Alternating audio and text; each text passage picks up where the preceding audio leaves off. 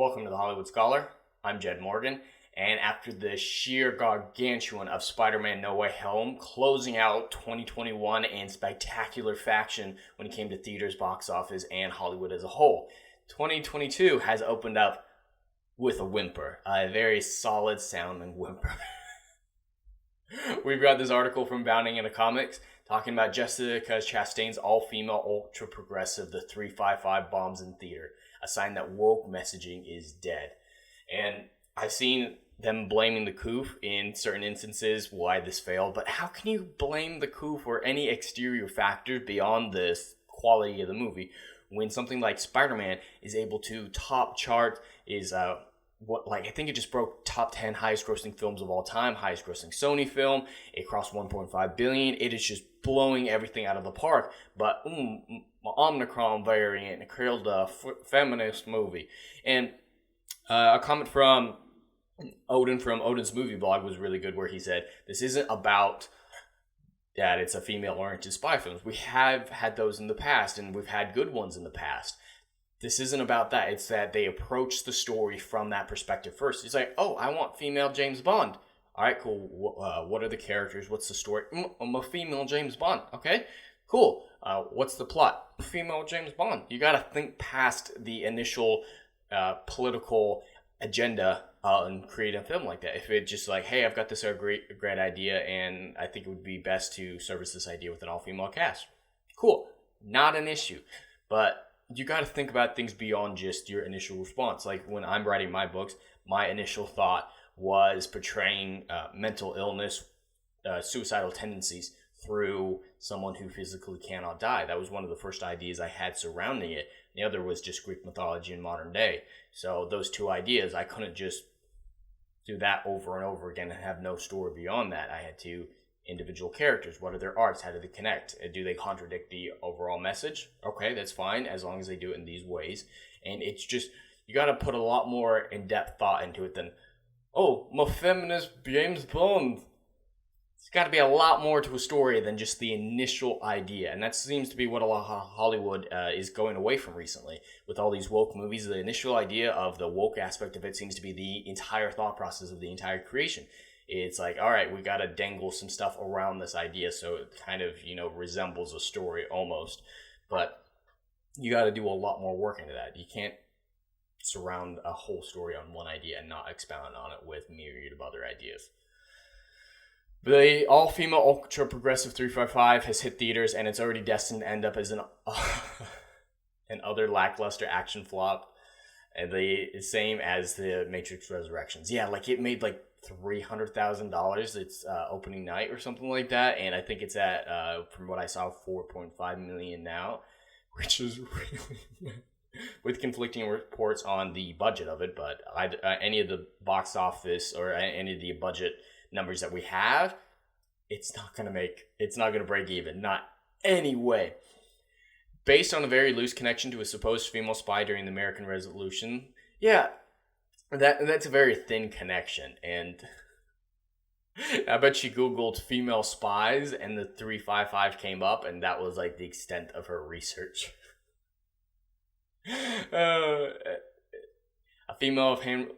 story is about a handful of female stars led by Jessica Chastain as they work together to prevent a new world war from breaking out.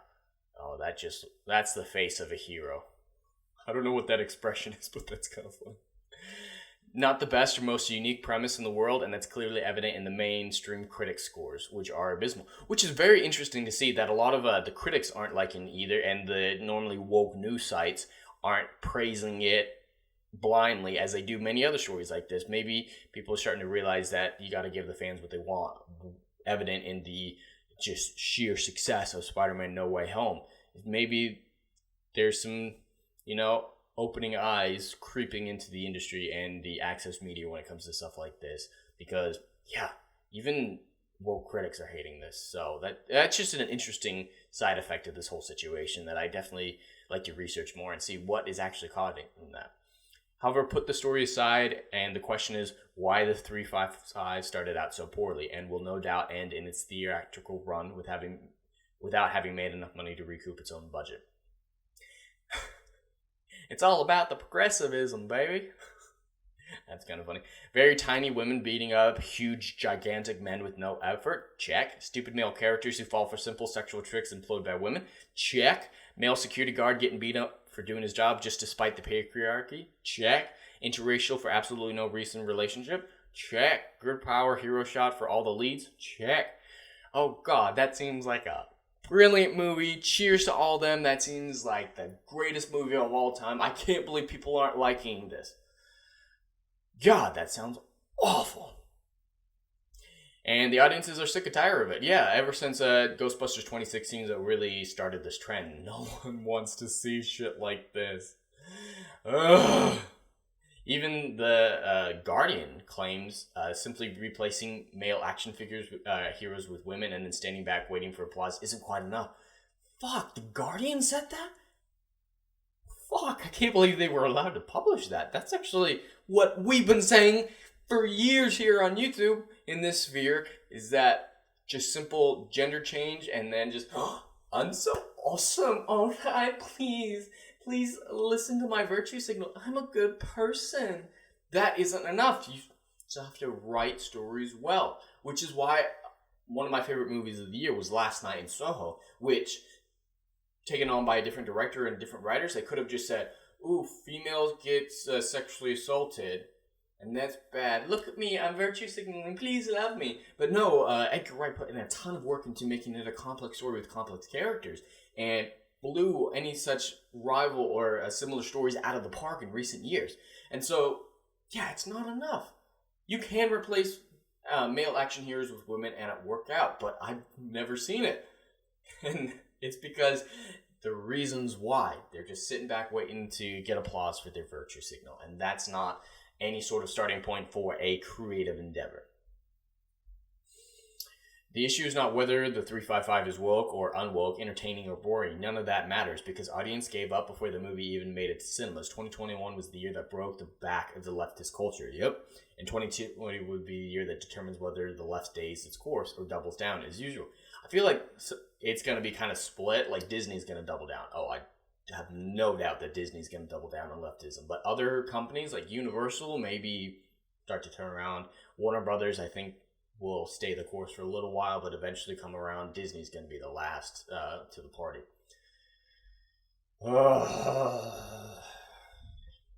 Man, this looks like a super duper fun movie. Which is sad because I've liked a lot of these actors and other things. I mean, way back in the day, National Treasure, Sahara.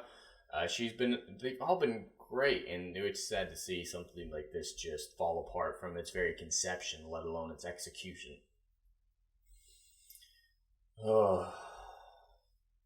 Why is this what we get from studios these days?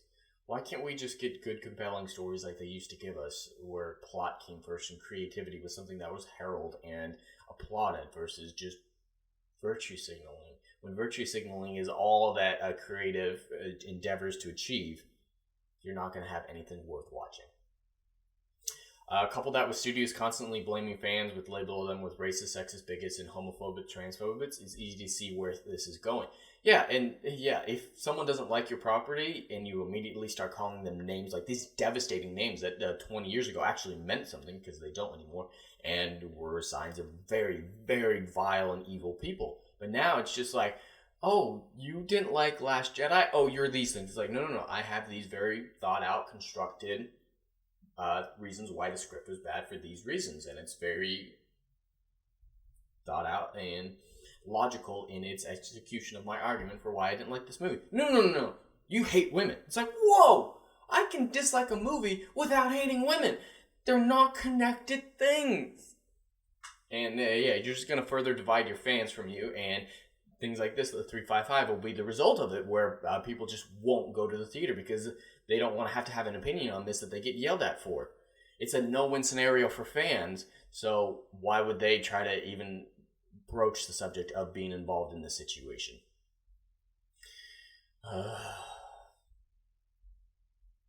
I'm just done. At a 5'4", weighing at 120 pounds, you're beating burly jacked man 3 times or so. Yeah, and you're destroying realism when you do stuff like this. Like, there are ways to have female action stars done right. Gina Carano is a perfect example of that. She is more than capable of beating jacked men 3 times her size because she's built that way. She's worked hard and she knows what she's doing. And either that or superpowers. Those are the options for making something like this believable. But when there aren't any of those other like believable factors, like the little Asian girl, I bet she weighs 90 pounds. She's not gonna beat someone the size of The Rock in a fight. The guy the size of The Rock are just like staying there taking punches and just like, oh, he's so cute. But the movie's like, holy fuck, she just knocked him all the way across the room. Can't even lift her own weight. Yeah, Terminator Dark Fate was another good example of that. The Atomic Blonde, I think it was done really well. Like, I didn't love that movie, but I did enjoy it. And she was shown as beaten and bloodied and using intelligence in certain maneuvers, similar to what Black Widow does. Like, she doesn't go strength v strength. She goes intelligence. She goes more like a jujitsu route where like pressure points and stuff like that. And that makes sense. And Atomic Blonde was a very realistic depiction. So if the 355 had been done in the similar vein to Atomic Blonde, I think it would have done significantly better when people realize, okay, these women, they're getting hurt, they're getting beat, they're trying, and that creates a connection with the audience. Is a character who struggles, that's beaten, is very relatable. Someone who gets up no matter what, that's a very relatable character trait that could have been portrayed and was in Atomic Blonde. But in 355, they're just constantly winning. There's like very little struggle, so the audience is not going to connect with them. All right, that's Doctor Who. I see Doctor Who, and I always get interested. Why is the CW up for sale after wolfifying all their properties? Why is that Doctor Who ratings crashed into the cement with Jodie Whittaker taking over the role? Why did Hawkeye miss its target with such impossibly bad aim, becoming one of Disney's least liked or watched shows? Yeah, so it's just saying that all these similar decisions were made with the 355 with these other properties, and it's just another example of destroying a potential property or a pre-existing property for woke reasons, and you're getting these types of results. So yeah, it looks like that's there's always so much talk about the sexist right-wingers to be tolerated. Yeah, that's all that the answer that they're ever going to give about something like this 355. I cannot wait for the huge massive propaganda marketing campaign to smear everyone who didn't like this movie as racist, sexist, misogynist, and then it'll just be glorious to see when they don't make any money and maybe in a couple of years they stop making movies like this.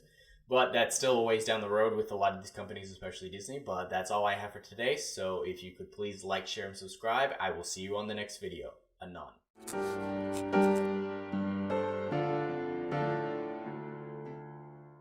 If you like what I do here and want to see good, compelling stories that Hollywood will no longer give you, check out my book series, Odyssey of a Phoenix, a mythological epic about philosophy, morality, and modern-day mental illness issues. Books 1, Down in Flames, and Book 2, Apocalypse Then, currently on sale. Book 3, Kill the Dark, coming soon.